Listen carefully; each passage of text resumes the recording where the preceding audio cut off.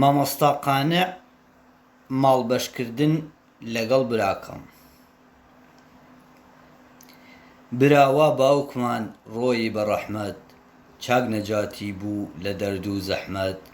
باوک بۆ هیچ کەس نامێنێ تاسەر، کوڕ ئەو کوڕەیە لەکەڵ بێتە دەر.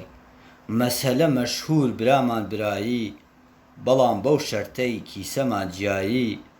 ماڵەکە بەشکەین بێمە لاو قازی، یەک لە یەکتری چاک ببین ڕازی. ئەو هێسرە شێتەی جووتەوە شێنە، دای بنێ بۆ من هیچ دامەمێنە. ئەو پشیلە جوانەی پڕخەت و خاڵە، چش با بۆ تۆ بێ ڕەونەقی ماڵە. ئەو جووتە مانگای زل و زلخۆرە، کە یەکێ شینە و یەکێکیان بۆرە.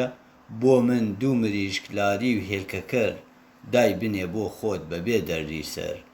ئەو ماینە پیرەی زین هەڵچڕاوە، مەرحومی باوکم بۆ منی داناوە. بەشی تۆ لەسەر ئەم ماینە نییە، باوکم فەرموویە خەتای من چییە. ئەو ئاوە ساردە لە ئەو جەوەنە، دای بنێ بۆ خۆت هەر پێی پێکەنە.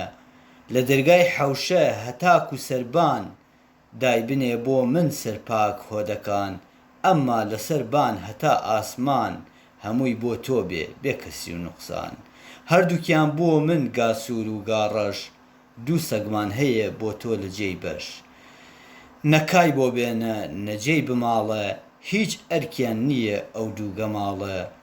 براوە ماڵمان تەواوی بەش کرد، هەموو بە زیادە و بەشی خۆتت برد. ئەلحەمدولیلا بەبێ دڵئێشان، جیابووینۆ لە یەک بە سەهل و ئاسان. هەرچی مەغدوورم بەشی تۆش زۆرە، لەبەرتانەی عام ڕازیم بەو جۆرە. با خەڵکی نەڵێن بڕوانە حاڵی، تەماعی کردووە برای مناڵی.